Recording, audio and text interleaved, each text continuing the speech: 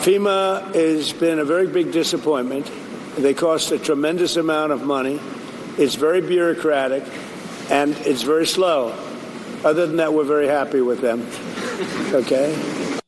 Well, FEMA Administrator Deanne Criswell and President Trump with very different takes on the state of the agency. So let's take it to our Sunday group.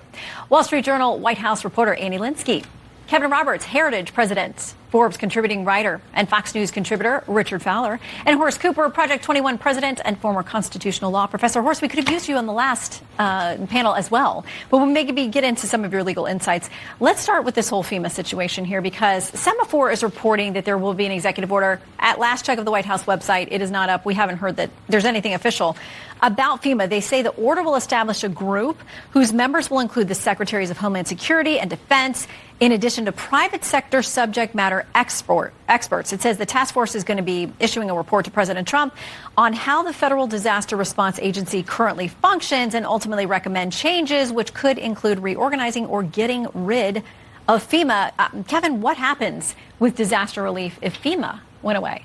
If FEMA goes away, disaster relief becomes a lot more efficient. And I say that as someone who grew up on the Gulf Coast. I remember Hurricane Andrew, 1992.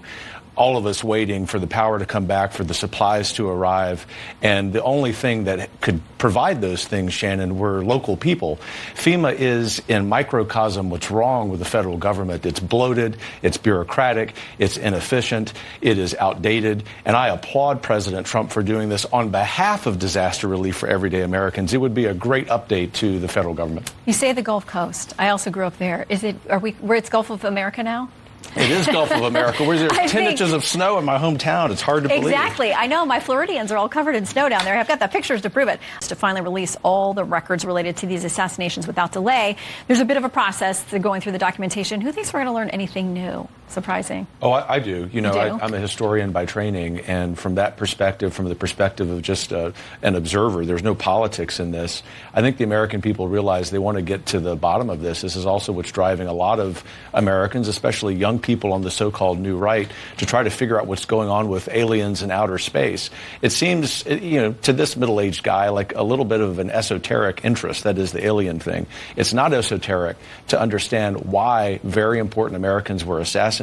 But also, very importantly, why did the federal government, including some senior people in the previous Republican administration, block them from being released? This is the kind of thing that Donald Trump is doing to bring the everyday Americans' interest back to Washington, D.C. Richard, Steve Bannon, who's been on the inner circle of Trump for a long time, says this to Politico: I've never seen action like this in my life about Musk kind of stepping on the announcement. He says he also called on White House Chief of Staff Susie Wiles to sit him down and sort it out immediately.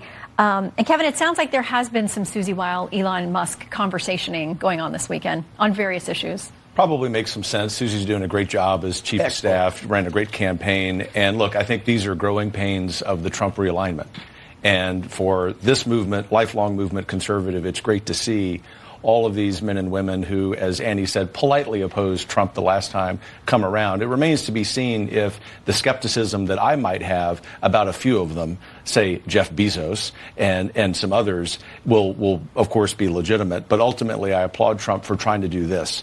And that is, as it relates to artificial intelligence, balancing the need for American innovation with the common good. Because that, for not just conservatives, but I would like to think for liberal friends too, is really something that we can agree on. And if Chief of Staff Susie Wiles can, of course, bring this home and keep everyone on the reservation, then I'm really optimistic about the policy outcome. This AI expansion that he wants to happen is going to require foreign resources, right? Remember, Joe Biden's last trip in December was to Angola. Part of that trip was to install a train line which was going to move copper to the port so the copper could come to America to produce power here in America to generate AI. If you continue on the path of the Rubio State Department, which is no more foreign aid, then this sort of puts a stalemate in Trump's plan to create these sort of AI generating farms, to create this AI power, which is necessary. So for the Trump team, how do you create AI without a foreign policy that focuses on investing in other countries that have the raw materials to make it possible? By creating energy in our own country, which yeah, we haven't done we the don't last have 4 years. we need copper. Yeah, there's we don't have copper here. We're the most abundant natural resources but we don't in the have world. Copper. Copper is critical for AI and for the farms, and they don't have it. And you have to go to I feel like Africa President Trump is a wheeler dealer who will find a way to get his hands on what he thinks America needs. But I do